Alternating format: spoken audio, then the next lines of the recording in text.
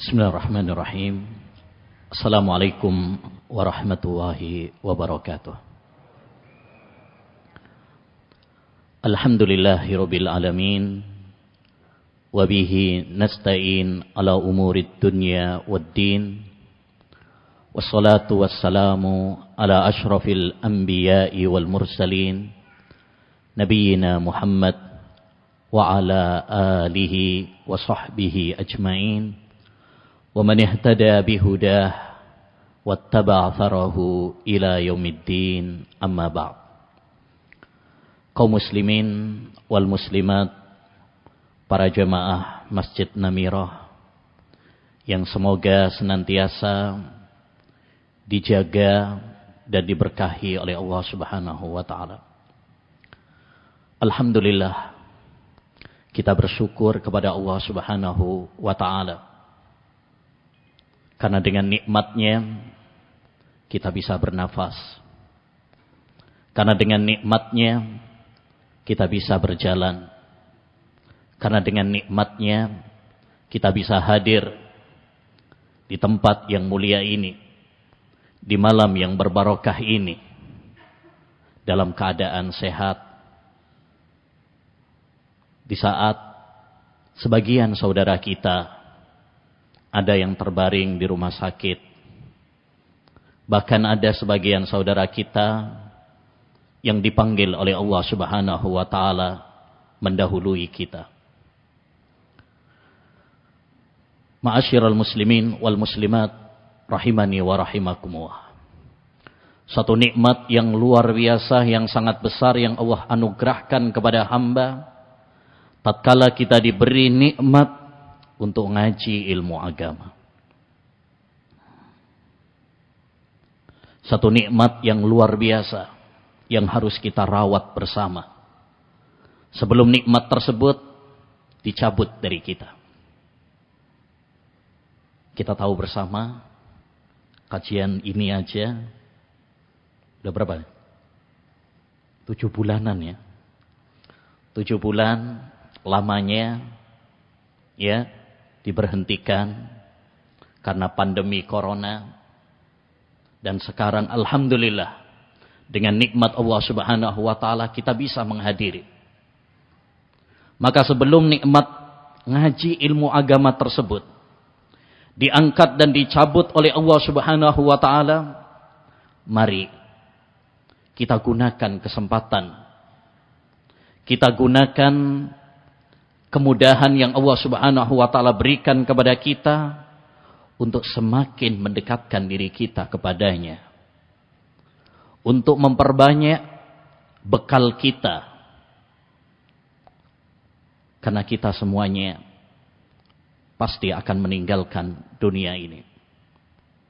Kita semuanya pada hakikatnya sedang antri menunggu kapan malaikat maut akan mencabut nyawa kita. Oleh karenanya, watazawwadu fa inna khairaz zadi taqwa. Berbekalah oleh kalian dan sebaik-baik perbekalan adalah takwa kepada Allah Subhanahu wa taala. Menjalankan perintah-perintahnya dan menjauhi larangan-larangannya. Dan tidak mungkin, mustahil kita mewujudkan ketakwaan kepada Allah Subhanahu wa taala jika kita tidak ngaji ilmu agama. Dari mana kita bisa membedakan ini perintah Allah, ini larangan Allah Subhanahu wa taala kalau kita tidak memiliki cahaya ilmu agama? Disinilah ma'asyiral muslimin pentingnya bagi kita untuk ngaji ilmu agama. Bahkan sebagian ulama pernah mengatakan, hajatun nasi ilal ilm asyaddu min hajatihim ila ta'ami wasyaraba. Kebutuhan manusia kepada ilmu itu lebih besar daripada kebutuhan mereka kepada makan dan minum. Kalau badan kita membutuhkan makan dan minum, kalau nggak makan, nggak minum, ya Bapak, lemes, iso-iso mati. Begitu juga jiwa kita, hati kita. Kalau tidak mendapatkan siraman ilmu dari Al-Quran dan dari sunnah Nabi Sallallahu Alaihi Wasallam, maka dia akan kering, dia akan sakit, bahkan mungkin mati tanpa kita sadari. Ya, makanya di dalam banyak ayat Al-Quran dan hadis Nabi SAW, Allah Subhanahu wa Ta'ala mewajibkan kepada kita untuk ngaji ilmu agama.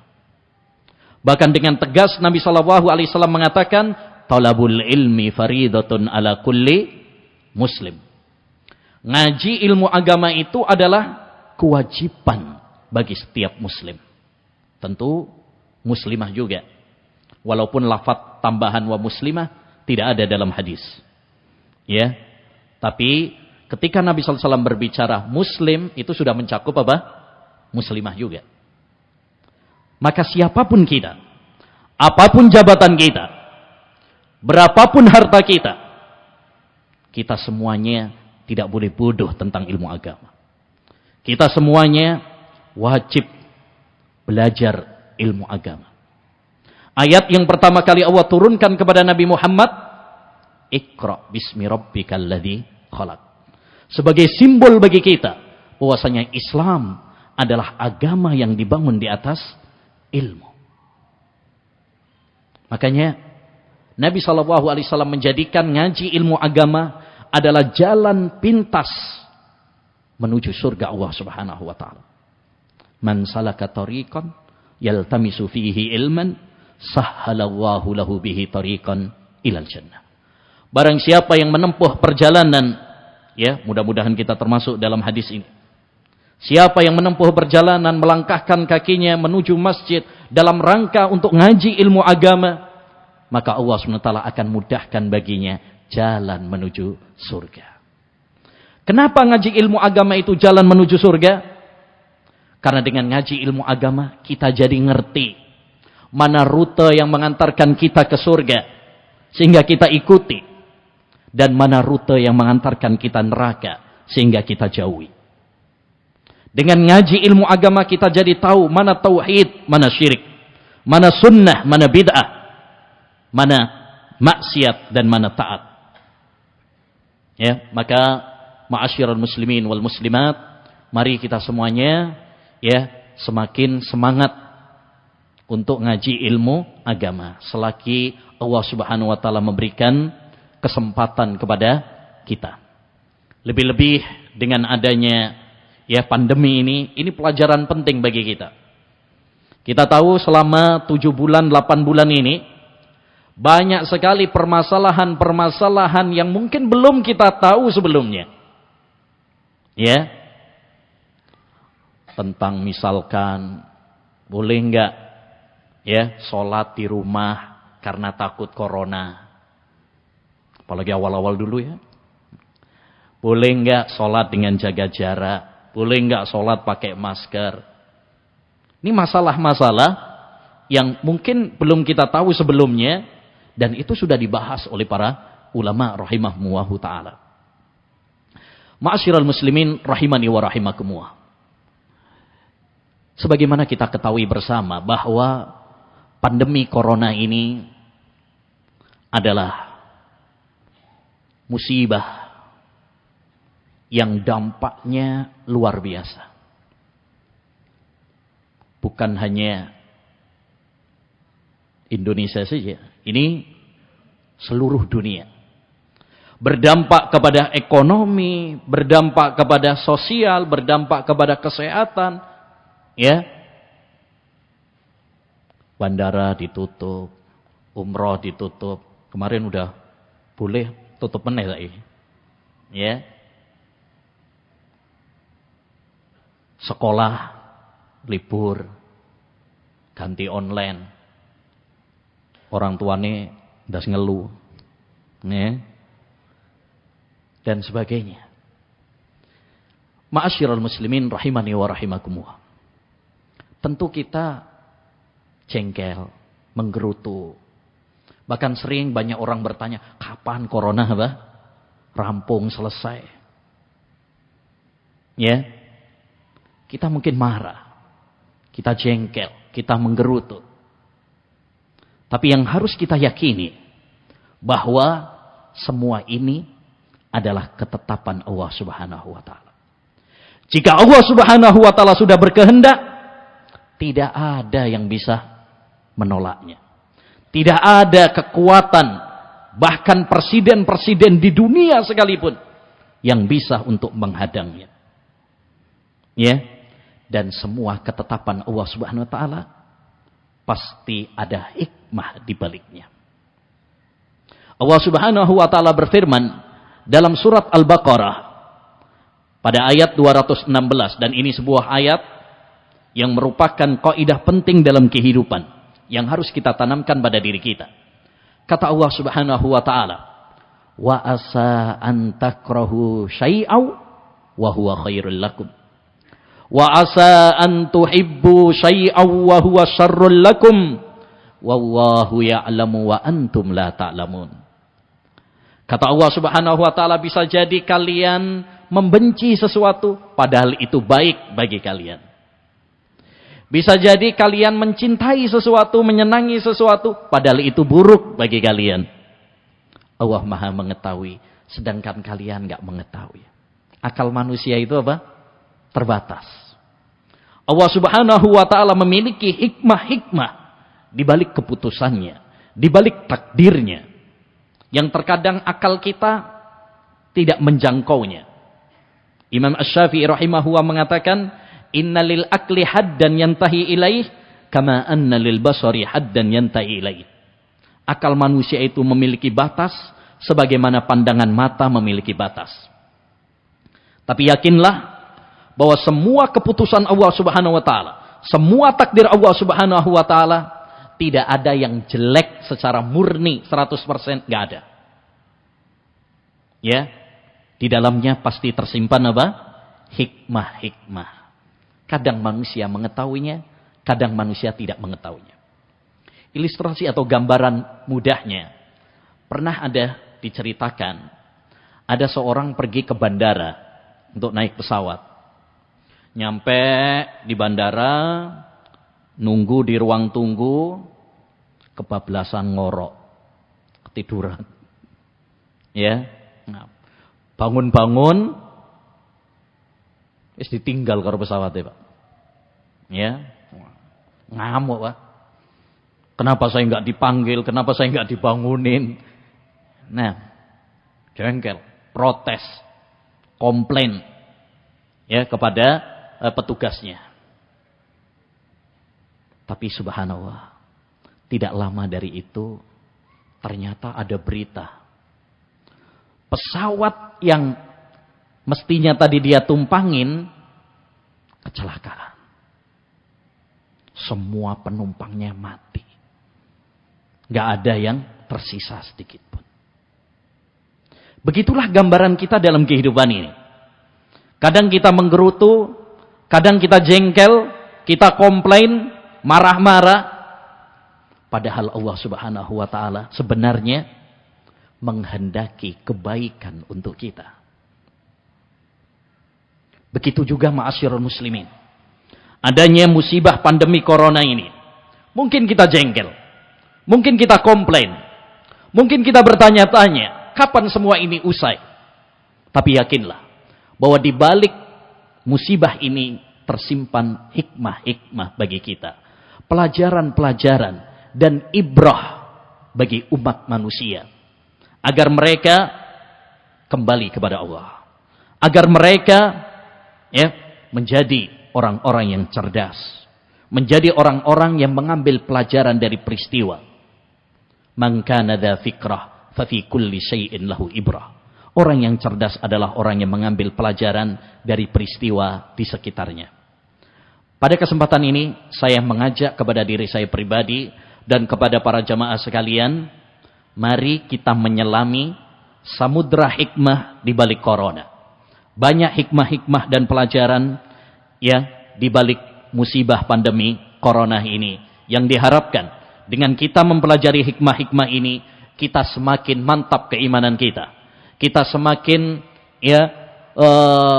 takut kepada Allah Subhanahu wa taala dan semakin mendekatkan diri kita kepada Allah Subhanahu wa taala. Hikmah yang pertama adalah pandemi ini menyadarkan kita betapa pentingnya berzikir dan beribadah kepada Allah Subhanahu wa taala. Ma'asyiral muslimin rahimani wa rahimakumullah. Selama ini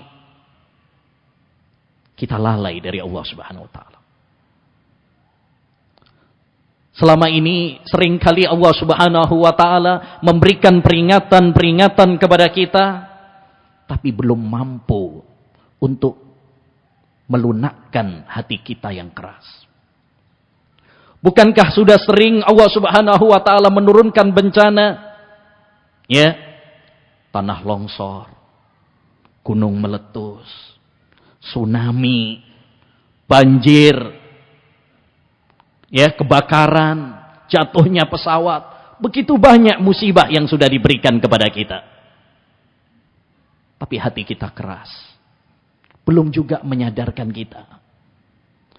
Makanya Allah Subhanahu wa taala turunkan kepada kita bencana pandemi yang bukan hanya menimpa sebagian orang saja, tetapi menimpa dunia semuanya. Ya, ini menyadarkan kepada kita agar kita kembali kepada Allah Subhanahu wa taala. Agar kita ya beribadah kepada Allah Subhanahu wa taala. Ingat sama Allah Subhanahu wa taala. Ya, Allah Subhanahu wa taala berfirman, "Fadhkuruni adzkurkum." Ya, surat Al-Baqarah ayat 152. Ingatlah kalian kepadaku, niscaya aku akan ingat kepada kalian. Siapa yang ingat sama Allah, Allah akan mengingatnya. Sebaliknya, orang-orang yang lupa sama Allah, lalai dari Allah Subhanahu wa taala, maka Allah pun akan melalaikannya. Allah akan melupakannya. Nabi SAW bersabda, "Ta'arraf ilallahi firraha, ya'rifka fisyiddah." Ingatlah Allah di waktu senang, niscaya Allah akan mengingatmu di waktu susah. Jadikan musibah ini sebagai sarana bagi kita untuk semakin mendekatkan diri kita kepada Allah Subhanahu wa taala. Semakin ingat kepada Allah Subhanahu wa taala, semakin dekat sama Allah Subhanahu wa taala. Syekhul Islam Ibnu Taimiyah rahimahullah pernah mengatakan, "Musibatun tuqbiluka 'ala Allah khairun min nikmatin tunsika anillah." Suatu musibah yang semakin mendekatkan dirimu kepada Allah Subhanahu wa taala, itu jauh lebih baik ketimbang nikmat yang melalaikan kamu dari Allah Subhanahu wa taala. Jadi mendingan kita terkena musibah, tapi dengan musibah tersebut kita semakin sadar. Kita semakin dekat sama Allah Subhanahu wa taala daripada kita terbuai dengan kenikmatan-kenikmatan, kesenangan-kesenangan yang memanjakan kita, tapi kita lupa dari Allah Subhanahu wa taala.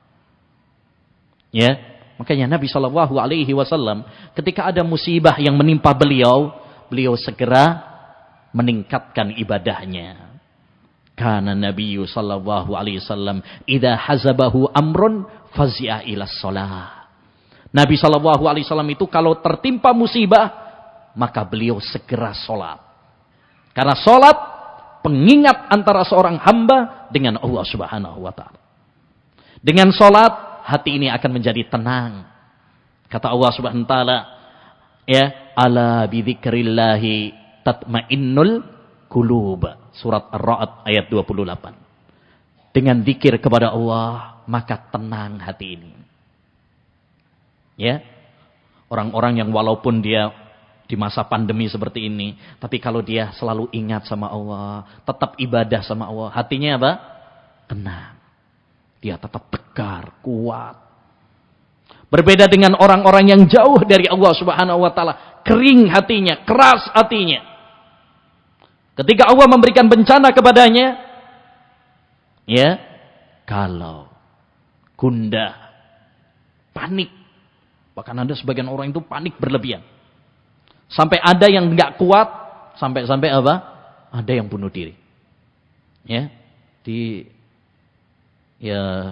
daerah sana Ngawen itu beberapa bulan yang lalu ada yang loncat dari itunya, Pak, dari jembatan, ya, karena keluarganya masuk rumah sakit, ya, ada tekanan mental, ekonomi dan sebagainya, akhirnya bunuh diri. Ya, tapi orang-orang yang beriman, orang-orang yang kuat, mereka akan menghadapinya dengan apa? Kuat, dengan tegar. Ya, disitulah ketenangan, disitulah kebahagiaan. Yang kedua, pandemi ini, ma'asyiral muslimin, mengingatkan kita akan datangnya kematian. Sehingga kita bersegera untuk bertaubat kepada Allah Subhanahu wa taala. Selama corona 7 bulan ini, 8 bulan ini sering kita dengar. Betapa sering kita dengar ya, berita innalillah wa inna ilaihi rajiun. Ada ulama yang meninggal dunia, ada dokter meninggal dunia, tetangga meninggal dunia, sahabat meninggal dunia, kerabat meninggal dunia. Banyak. Tidak terhitung jumlahnya. Semua ini ma'asyiral muslimin menggugah hati kita. Mengingatkan kita bahwa semua kita pasti akan mati. Allah Subhanahu wa taala berfirman, ya, kullu nafsin dha'iqatul maut. Setiap yang bernyawa pasti akan mati. Siapapun dia. Sekaya apapun hartanya, seganteng apapun rupanya, secantik apapun rupanya, setinggi apapun jabatannya, semuanya pasti akan mati. Dan ini perlu kita untuk apa? Ulang-ulang. Perlu untuk kita ingat selalu. Karena hati kita selalu lalai. Nabi SAW pernah mengatakan, aksiru dzikra hatimil ladzat. Perbanyaklah oleh kalian mengingat penghancur kelezatan. Apa penghancur kelezatan itu? Kematian. Kita disuruh oleh Nabi SAW mengingat penghancur kelezatan, yaitu kematian. Kadang orang kalau misalkan ada ceramah bahas kematian, wah itu ustaz meden-meden itu. Gak asik ah.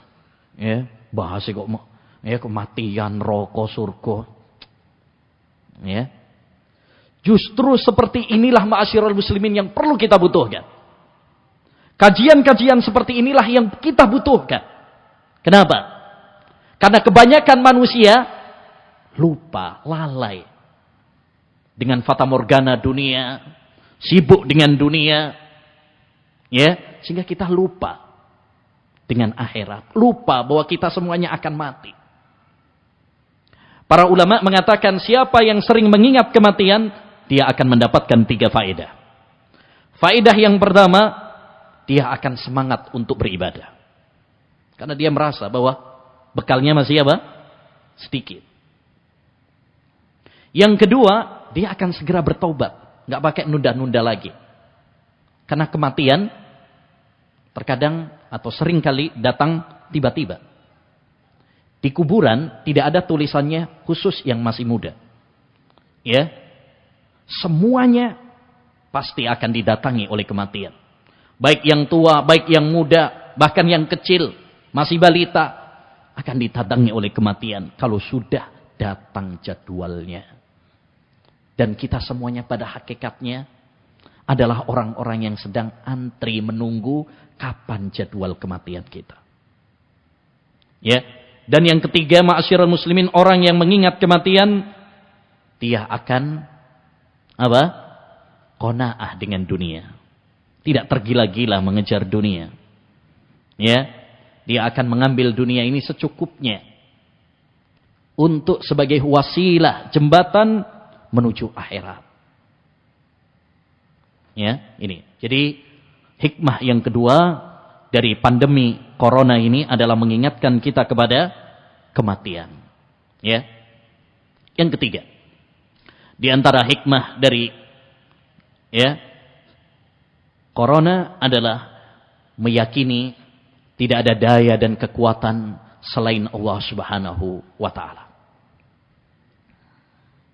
Coba bayangkan, Ketika Allah Subhanahu wa taala turunkan virus makhluk yang kecil, ya, yang bernama corona ini, semua dunia gempar. Ya, kalang kabut. Bahkan presiden-presiden negara-negara yang kuat sekalipun, ya, bingung semuanya, Pak. Padahal ini baru makhluk kecil. Ini semuanya sudah langsung stres semuanya, sudah langsung bingung semuanya. Menunjukkan kepada kita bahwa manusia ini apa? Lemah. Yang kuat hanyalah Allah Subhanahu wa taala. Makanya Allah Subhanahu wa taala berfirman, "Ya ayyuhan nas, antumul fuqara'u ila Allah, wallahu huwal ghaniyyul hamid." Wahai manusia, kalian semuanya adalah orang-orang yang fakir kepada Allah Subhanahu wa taala, butuh kepada Allah Subhanahu wa taala. Sedangkan Allah Subhanahu wa taala adalah zat yang maha kuat. Maka kalau kita bergantung sama Allah. Jangan bergantung kepada makhluk. Jangan bergantung kepada kehebatan kita. Ya, jangan sombong dengan militer kita, sombong dengan teknologi kita, sombong dengan manajemen kita. Karena manusia adalah makhluk yang lemah. Bergantunglah kepada zat yang maha kuat, yaitu Allah Subhanahu wa taala. Tawakallah kepada Allah Subhanahu wa taala. Serahkan segala urusan kita kepada Allah Subhanahu wa taala. Wa 'alallahi fatawakkalu in kuntum mu'minin. Ya, hanya kepada Allah hendaknya kalian bertawakal. Kalau kalian memang benar-benar beriman. Ya. Tapi ingat, tawakal itu artinya menyerahkan segala urusan kita, namun disertai dengan ikhtiar, sebab. Misalkan kita serahkan segala urusan kita kepada Allah Subhanahu wa taala, ya, berlindung kepada Allah Subhanahu wa taala agar tidak terkena corona. Tapi bukan berarti kemudian kita enggak melakukan sebab. Tetap kita memakai protokol-protokol kesehatan, ya, pakai masker, cuci tangan, jaga jarak dan sebagainya. Itu namanya apa? Ikhtiar. Itu namanya mengambil sebab. Tapi gantungkan hati kita kepada Allah Subhanahu wa taala. Kenapa? Betapa banyak orang yang sudah pakai masker, sudah cuci tangan, sudah jaga jarak, tapi kena juga. Sebaliknya, ada yang nggak pakai masker, ada yang nggak cuci tangan, nggak jaga jarak, nggak kena juga. Menunjukkan kepada kita bahwa semuanya adalah dengan takdir Allah Subhanahu wa taala. Salah ya, kalau orang bergantung kepada sebab, bergantung kepada masker. Dia kira kalau udah pakai masker berarti sudah nggak bakalan kena. Ya, ini salah. Sebagaimana salah juga orang bergantung kepada Allah tapi juga nggak melakukan sebab, salah juga. Yang benar bagaimana? Yang benar kita menggantungkan, menyerahkan urusan kita kepada Allah, menautkan hati kita kepada Allah Subhanahu wa taala, kemudian sembari diiringi dengan melakukan sebab. Itu baru namanya apa? Tawakal kepada Allah Subhanahu wa taala. Seperti orang kerja, kita bergantung kepada Allah, kita yakin Allah akan memberikan rezeki kepada kita. Tapi bukan berarti turut tok. Wis gak usah kerja engko oleh takdire oleh rezeki yo. Ya, oleh rezeki. Gak gelem kerja. Turut tok. Tawakal enggak itu namanya? Enggak. Ya, itu enggak tawakal. Nabi SAW mengatakan, andaikan kalian bertawakal seperti tawakalnya burung, kalian akan diberi rezeki. Ya, dia keluar mencari makan dalam keadaan keroncongan perutnya. Di pagi hari, sore pulang dalam keadaan kenyang. Kita disuruh niru tawakal seperti tawakalnya burung. Tapi burungnya bukan turut tok, enggak. Dia juga apa? Keluar. Dia juga usaha. Maka tawakal ya harus disertai juga dengan apa? Usaha. Ya, tapi jangan hanya bergantung kepada sebab. Nah, ini orang kadang-kadang yang sering dikampanyekan hanya sebab. Ya, yang dikampanyekan mari kita bermasker, mari kita jaga jarak. Betul, itu betul, ya tidak salah. Tapi yang lebih penting daripada itu adalah bagaimana kita mengajak umat kembali kepada Allah, bergantung kepada Allah Subhanahu wa taala. Itu yang lebih penting. Ya. Nah, kemudian selanjutnya yang keempat, ma'asyiral muslimin, di antara hikmah dari corona ini adalah menyadarkan kita bahwa tidak selayaknya kita ini berbangga.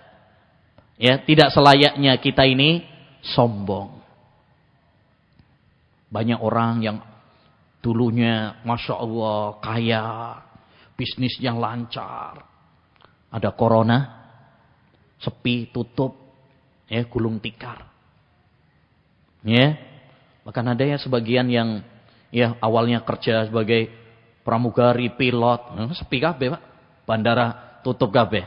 Akhirnya banting setir, ya, jualan jajan, jualan makanan. Ya, buka warung. Ini menunjukkan kepada kita satu pelajaran ini, yaitu manusia jangan pernah sombong di dunia ini. Karena semuanya bisa diputarbalikkan oleh Allah SWT. Yang kaya bisa miskin, yang miskin bisa kaya. Ya, yang awalnya pejabat bisa dicopot. Ya, semuanya ya adalah milik Allah Subhanahu wa taala.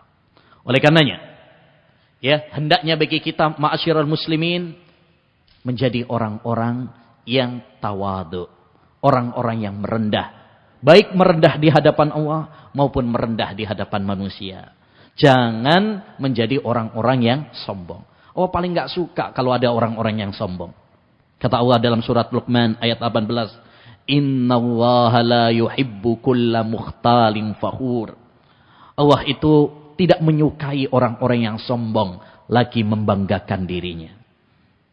Gak ada. Manusia gak ada yang pantas kita sombongkan. Harta kita, jabatan kita, ya, wajah kita, semuanya bersifat sementara, fana. Ya, semuanya hanya titipan dari Allah Subhanahu wa taala. Maka jangan pernah kita sombong. Pernah ada seorang panglima gitu ya. Dia jalannya petentang-petenteng. Sombong gitu. Diingatkan oleh seorang ulama. Ma hadhil misyah allati yubghiduha Allah. Ya. Enggak boleh jalan seperti model itu. Karena itu adalah cara berjalannya orang-orang yang sombong, yang dibenci oleh Allah SWT. Tak terima, Pak. Ngamuk. Ya, ata'rifuni, kamu enggak kenal saya tak? Ya. Iki pangkatku wis piro iki bintangnya. Ya, hitungan dhewe coba. Kadang ada orang sombong seperti itu dengan jabatannya, dengan pangkatnya. Apa jawaban ulama tersebut? Subhanallah. Jawaban dia, "Ya, aku kenal engkau. Engkau adalah manusia yang dilahirkan oleh Allah Subhanahu wa taala dari air yang hina. Dan nanti kalau kamu mati menjadi bangkai yang bau. Dan selama hidupmu kamu membawa kantong kotoran. Kemana-mana kamu bawa. Apa kantong kotoran? Perut kita ini kan kantong kotoran. Isinya apa? Kotoran. Jadi apa yang pantas kita sombongkan? Ya, orang kita dilahirkan oleh Allah Subhanahu wa taala dari air mani orang tua kita. Dan nanti kalau udah mati menjadi bangkai, bau. Dan selama hidup kita membawa kotoran kemana-mana. Gak ada yang pantas kita sombongkan di dunia ini. Ya. Yang kelima. Di antara hikmah dari pandemi ini adalah pandemi ini mengajarkan kepada kita untuk mensyukuri nikmat kesehatan. Pak, sehat itu nikmat dari Allah Subhanahu wa taala. Tapi selama ini kadang-kadang kita enggak menganggap sehat itu nikmat. Kita lupa, lalai. Kayak biasa aja sehat itu. Padahal itu nikmat yang luar biasa, yang harus kita jaga, yang harus kita syukuri. Banyak manusia lalai. Banyak manusia memanfaatkan masa sehatnya dalam dosa dan kemaksiatan. Nabi SAW mengatakan, nikmatani mahbunun fihima katsirun minan nas, as-sihhatu wal faragh. Dua nikmat yang seringkali banyak manusia itu lalai darinya. Nikmat sehat dan nikmat waktu luang. Ya, nikmat sehat sama nikmat waktu luang. Ini banyak manusia lalai. Banyak manusia menggunakannya dalam dosa dan kemaksiatan. Makanya Allah ingatkan, mari kita gunakan nikmat sehat. Selagi Allah memberikan kesehatan, gunakan. Ya, untuk ibadah kepada Allah Subhanahu wa taala. Karena kalau nanti sudah sakit, kita nggak bisa kajian. Ya, mau ke Masjid Namiro sampai sakit. Kena corona bisa. Nggak oleh. Nanti malah nularkan. Ya, nggak bisa. Mau ke sholat berjamaah, nggak bisa, diisolasi. Ya, mau nekat, suntik karo dokter ya. Nah. Jadi nggak boleh. Maka selagi Allah memberikan kesehatan kepada kita, gunakan masa sehat tersebut sebelum datang masa sakit. Ya, Nabi mengatakan ihtanim khamsan qabla khamsin. Ya, manfaatkanlah 5 perkara sebelum datang 5 perkara yang lain. Salah satunya apa? Bahkan nomor 1, sihataka qabla sakomik. Gunakan sehatmu sebelum datang masa sakitmu. Yang keenam, ya, yang keenam di antara manfaat atau hikmah dari pandemi ini melatih kita untuk senantiasa bersabar dan bersyukur. Ini 2 kunci kebahagiaan, Pak. Kalau sampean punya 2 hal ini, syukur dan sabar, hidupnya ayem. Apapun yang menimpa kita, kalau kita hadapi dengan syukur, dengan sabar, tenang hati kita. Tapi kalau nggak sabar, nggak bersyukur, wah ini galau ya. Gundah, panik. Ya. Maka ya 2 hal ini harus ada pada diri kita. Kata Nabi SAW, ajaban li amril mu'min. Sungguh indah urusan orang yang beriman itu. Semua urusannya baik baginya. In asabathu sarra syakar fakana khairan lahu. Kalau dia mendapatkan nikmat, dia bersyukur, itu baik baginya. Kalau dikasih sehat, dikasih rizki, ya, dikasih keluarga yang bahagia, samawa, Masya Allah, syukur. Ya, karena dengan bersyukur, nikmatnya akan ditambah. Lain syakartum la azidannakum. Kalau kalian bersyukur, aku tambahi. Jadi kalau orang misalkan punya rizki disyukuri, ditambahi nanti oleh Allah Subhanahu wa taala. Ya. Kalau udah punya jodoh, punya istri, disyukuri. Insyaallah nanti ditambahi anak insyaallah. Baik. Ya. Intinya dengan syukur Allah SWT akan menambahkan apa? Nikmat. Makanya Nabi mengatakan sebagian ulama mengatakan qayyidun ni'ama bisyukri. Ikatlah nikmat itu dengan syukur. Kalau kita enggak bersyukur kepada Allah Subhanahu wa taala, Allah akan cabut nikmat tersebut sedikit demi sedikit dari kita. Hati-hati. Kalau kita enggak mensyukuri nikmat-nikmat Allah Subhanahu wa taala, ya, maka nikmat tersebut akan dicabut oleh Allah satu persatu. Hati-hati. Ya. Dan perlu diketahui, syukur itu bukan cuma sekedar kita mengatakan alhamdulillah, itu berarti syukur. Bukan. Syukur itu dengan 3 hal. Itu baru namanya syukur. 1, syukur dengan hati. Syukur dengan hati. Apa maksudnya syukur dengan hati? Kita meyakini bahwa semua nikmat datangnya dari Allah saja. Bukan dari yang lain. Bukan dari kehebatan kita, bukan karena bos kita. Semata-mata datangnya dari Allah Subhanahu wa taala. Ya. Kalau kita mengatakan, "Wah, ini karena kehebatan saya, ini karena kejeniusan saya," hati-hati. Sampean berarti podo ae karo Qarun. Qarun tatkala dia mendapatkan kekayaan, dia mengatakan, "Innama utituhu ala ilmin indi." Sesungguhnya kekayaan dan harta ini karena kehebatan saya. Karena kejeniusan saya. Nah ini. Banyak orang kalau mendapatkan nikmat, wah ini karena kehebatan saya, ini karena tim saya, ini karena manajemen saya, dan sebagainya. Tapi kalau dapat musibah, wah iki salah sampean ya. Yang kedua, yang namanya syukur itu adalah dengan apa? Syukur dengan lisan. Syukur dengan lisan. Apa syukur dengan lisan? Yaitu kita menyanjung Allah Subhanahu wa taala. Menyanjung Allah, mengatakan alhamdulillah. Segala puji bagi Allah. Kata Nabi, afdalud dzikri la ilaha illallah wa afdalud du'ai alhamdulillah. Sebaik-baik zikir itu alhamdulillah, la ilaha illallah, dan sebaik-baik doa adalah alhamdulillah. Makanya sering kan kita habis makan disuruh mengucapkan apa? Alhamdulillah. Habis tidur alhamdulillah. Ya, karena tidur itu nikmat, Pak. Ya, ada orang nggak bisa tidur. Tambah repot semuanya, sampai butuh pil tidur. Sampean tidur itu nikmat itu, Masya Allah. Ya, makan nikmat dari Allah Subhanahu wa taala. Ini yang harus kita apa? Syukuri. Sering Allah memberikan nikmat kepada kita, tapi kita apa? Lupa sama nikmat Allah Subhanahu wa taala. Kita bisa mengeluarkan makanan, ya, bisa itu nikmat dari Allah Subhanahu wa taala. Coba kalau makan terus gak bisa metu. Melembung repot tambah. Ada dulu teman saya cerita, ada kerabatnya gara-gara gak iso ngentut, Pak. Operasi 70 juta. Gara-gara gak iso ngentut. Sampai ngentut terus masuk bas-bas. Alhamdulillah. Yang ketiga, syukur itu adalah dengan apa?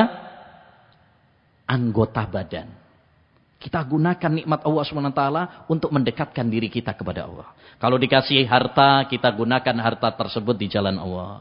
Pakai sedekah, bangun masjid, ya, bantu orang-orang yang lemah, orang miskin, janda, yatim, insyaallah. Kalau dikasih ilmu, dipakai untuk ngajar, dakwah. Ya, kalau dikasih sehat, gunakan untuk ibadah kepada Allah Subhanahu wa taala. Begitu cara kita untuk apa? Mensyukuri nikmat Allah Subhanahu wa taala.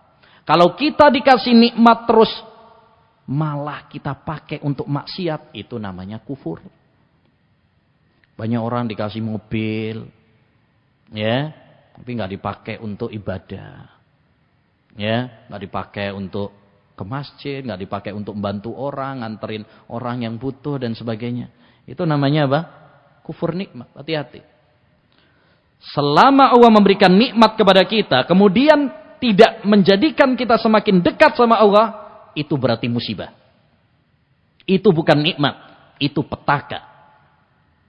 Kullu nikmatin la tuqarribu ila Allah fahiya nikmah. Kata para ulama. Setiap nikmat yang tidak menjadikan dirimu semakin dekat sama Allah, itu berarti bencana. Dan ada orang dikasih mobil malah maksiat. Dikasih HP malah sing ditonton maksiat. Ya. Dikasih rumahnya mewah, ya. Ada kasurnya, ada AC-nya. Bablas, gak tahu sholat subuh. Ya. Biyen malah gono AC ini, gono kasure malah sholat subuh ini sergep, Pak. Itu berarti apa? Kasurnya itu bukan nikmat. Itu apa? Bencana. Karena semakin melalaikan dan menjauhkan kita dari Allah. Dulu belum punya HP, nggak maksiat. Punya HP tambah maksiat terus, nonton sing nggak ngena-ngena. Berarti HP ini apa? Bencana, buah ayes. Apa dikekno aku? Nah, jadi kita harus bersyukur kepada Allah SWT. Yang kedua juga melatih kita sabar. Wah, Masya Allah, corona ini mengajarkan kita sabar. Banyak orang terdampak, terutama kesehatannya, ekonominya. Ada yang sakit, ya. Apalagi kalau sudah divonis, hasil swabnya positif, waduh itu tekanan psikologisnya, ya, mentalnya kena, tambah drop down, Ya.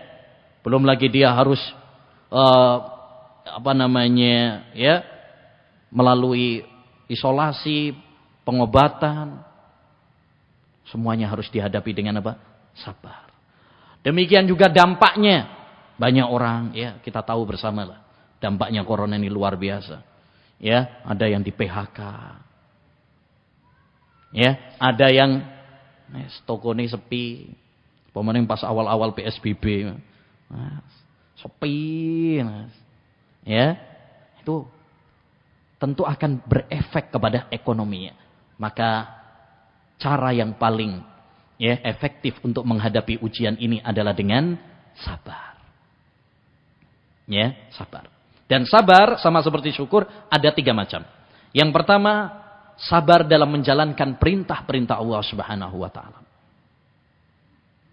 Ya, kita ngaji seperti ini butuh sabar apa enggak? Sabar, Pak. Tidak sabar tolah-toleh jamaah ya. Kapan iki marine? Itu kalau enggak sabar. Ya. Baik. Salat butuh sabar. Ya. Yang kedua, sabar dalam meninggalkan larangan Allah Subhanahu wa taala. Karena kadang ya larangan-larangan Allah itu enak, asik. Ya, disenangi oleh hawa nafsu. Maka ini butuh sabar untuk mengerem hawa nafsu.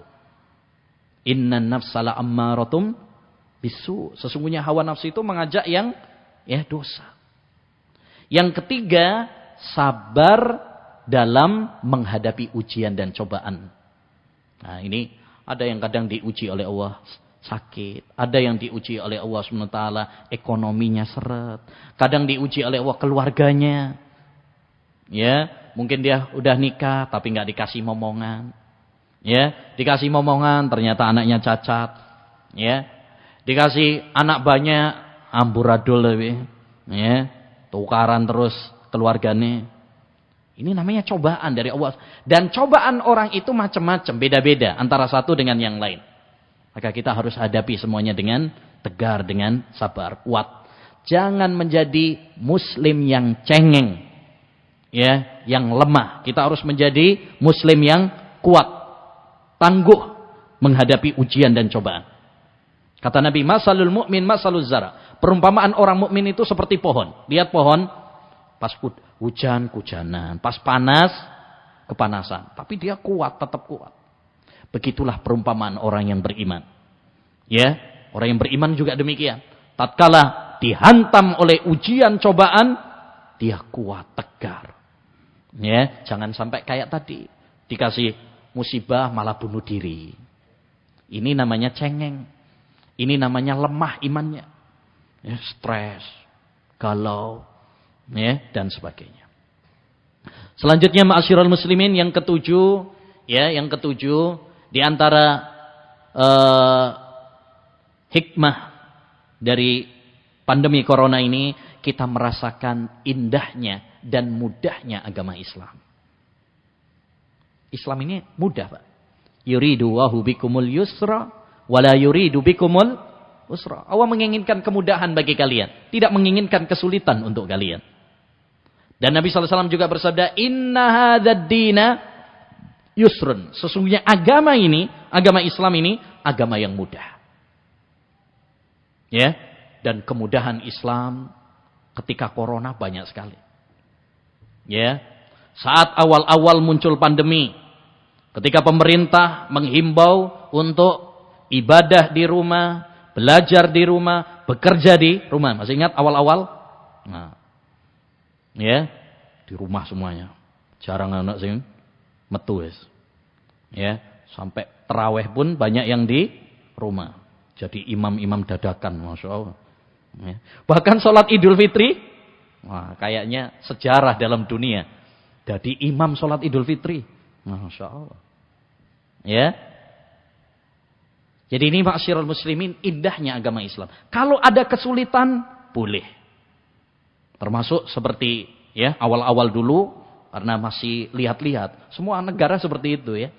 Jadi awal-awal itu kan masih lihat-lihat dulu situasi, kondisi, ya, sambil berharap segera selesai, ya, sehingga ada kebijakan PSBB, gitu kan? Nah, itu awal-awal. Ternyata kok gak mari-mari. Disuruh nak ngene omah terus, gak mangan. Ya. Akhirnya apa? Dilonggarkan. Begitu. Ya, subhanallah. Boleh kalau kita memang ada udzur, boleh untuk tidak ke masjid. Ya, boleh untuk termasuk udzur adalah kalau ada kepanikan, rasa takut seperti awal-awal. Bahkan orang yang tidak pergi ke masjid karena ada udzur seperti sakit, seperti tadi takut dan sebagainya, itu dia ditulis mendapatkan pahala seperti kalau dia ibadah, melakukan ibadah tersebut.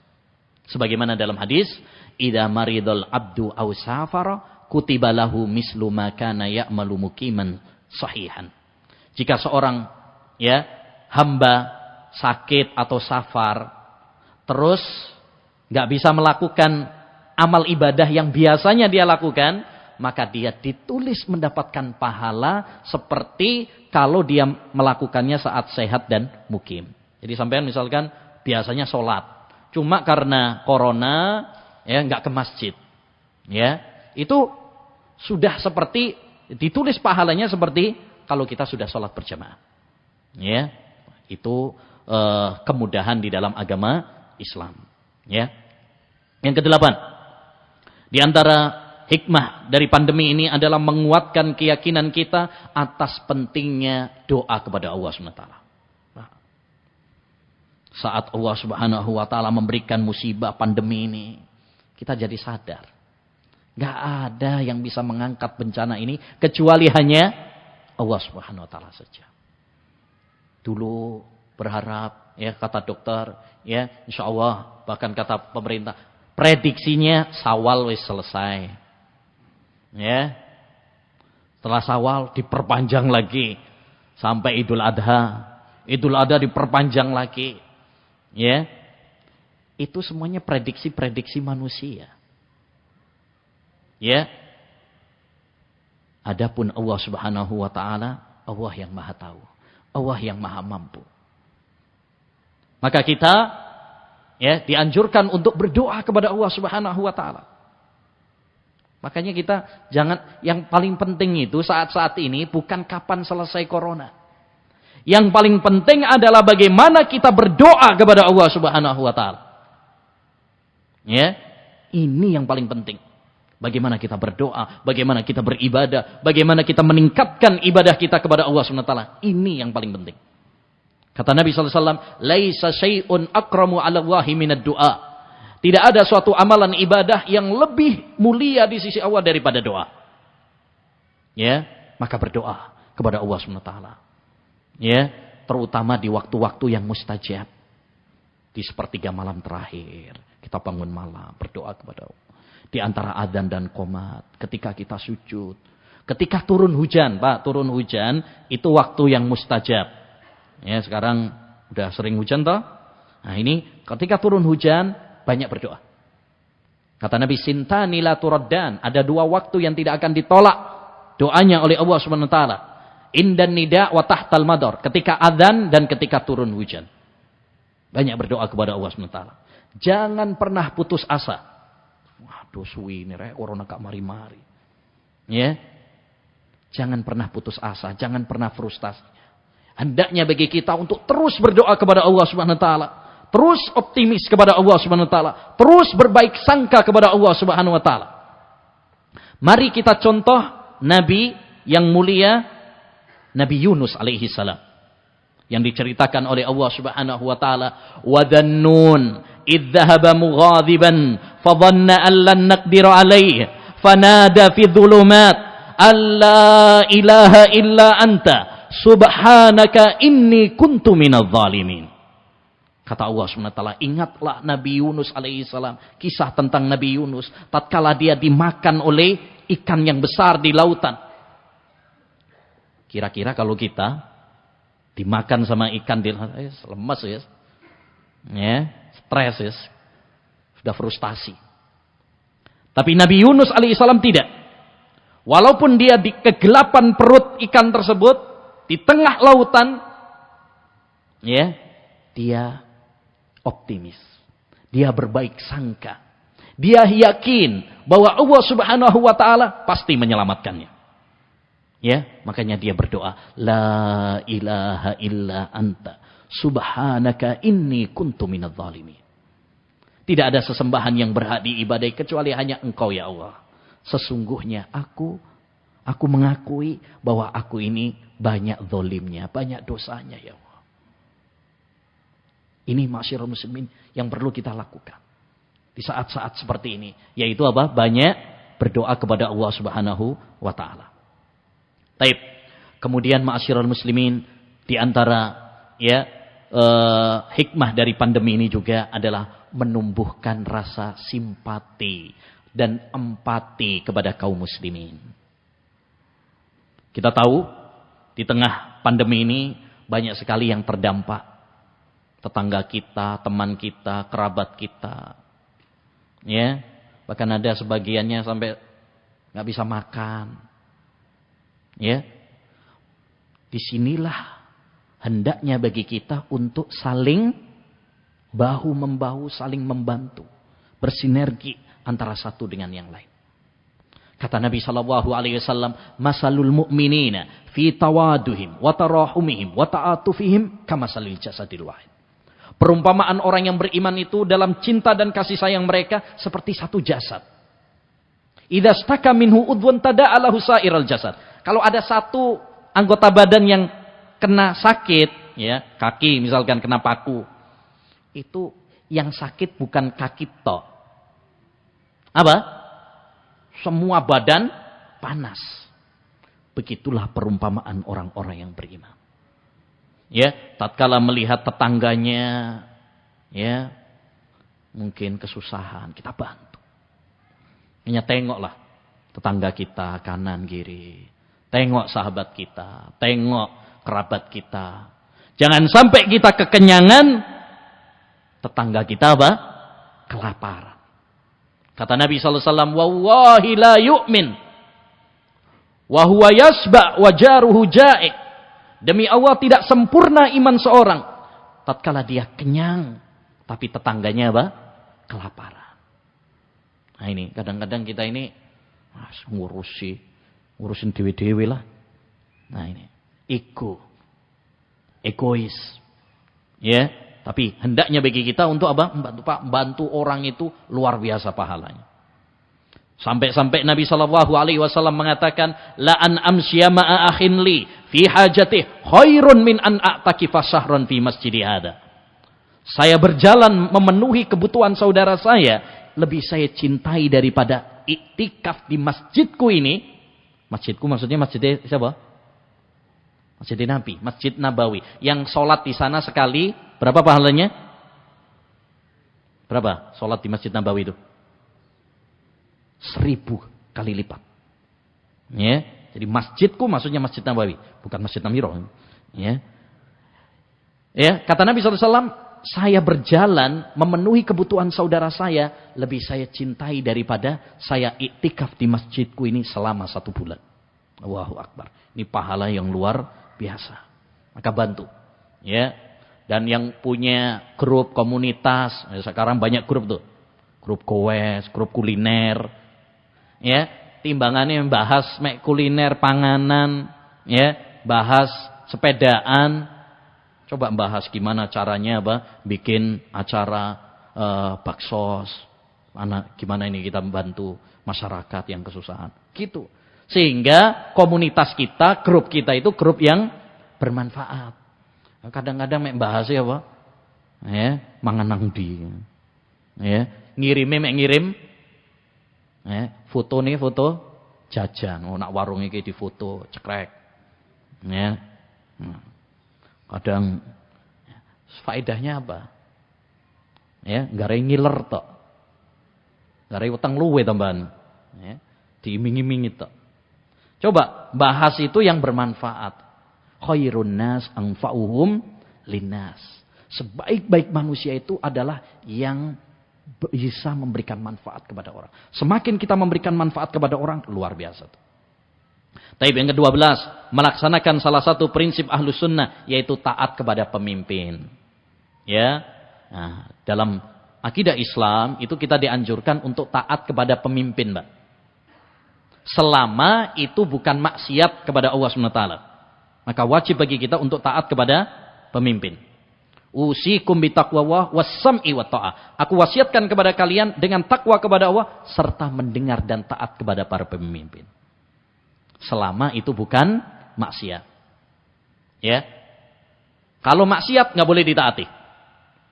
Makanya perintah pemimpin itu terbagi menjadi 3. 1, kalau perintah pemimpin itu sesuai dengan perintah Allah, nyuruh sholat misalkan, wajib ditaati.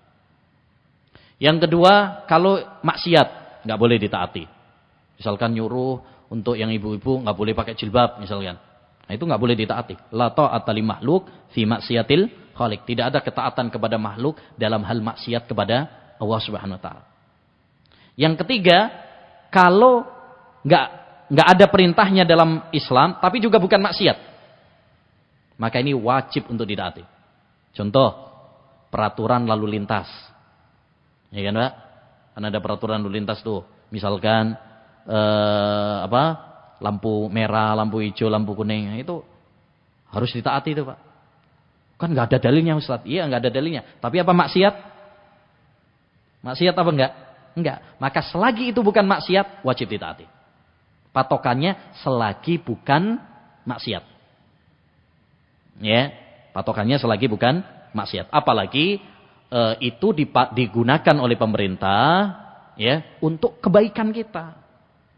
Supaya enggak tabrakan gitu kan. Itu menjaga nyawa. Menjaga nyawa itu diatur dalam agama Islam. Tujuan pokok syariat Islam adalah menjaga nyawa.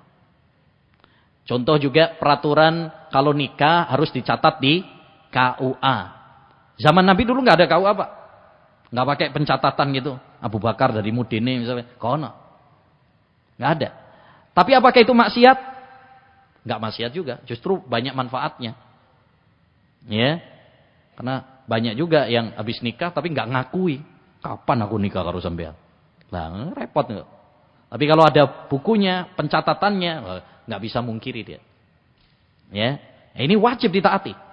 Makanya nikah siri itu walaupun orang yang nikah siri itu tidak bukan berarti ya walaupun sah nikahnya ya karena itu tidak ada dalam syarat dalam agama Islam, tapi itu adalah peraturan negara sehingga tidak boleh untuk dilanggar. Hanya nikah siri nggak boleh. Kenapa nggak boleh? Ya, karena melanggar peraturan negara. Sedangkan kita dianjurkan untuk taat kepada pemimpin. Nah, ini sekarang banyak aturan-aturan pemimpin terkait dengan corona. Hendaknya bagi kita untuk menjalankannya. Ya, untuk pakai masker, ya, jaga jarak, cuci tangan. Ini anjuran. Yang sebenarnya ini bukan anjuran dari pemerintah saja. Ini juga dianjurkan dalam agama kita. Bukan perintah dokter sebenarnya. Kalau kita perhatikan, itu perintah agama. Agama kita menganjurkan kita hidup bersih, sehat. Ya. Nah. Kemudian yang terakhir, sebenarnya ada 20, cuma nggak cukup waktunya. Kita cukupkan. Ya, yang terakhir adalah kita diantara hikmah dari pandemi ini adalah kita banyak waktu bersama keluarga. Ya, terutama awal-awal dulu. Ya, wis tak omah terus wis. Ya. Enggak keluar-keluar ya. Awal-awal, Pak. Masyaallah di rumah terus ngentek jajan malah. Nah.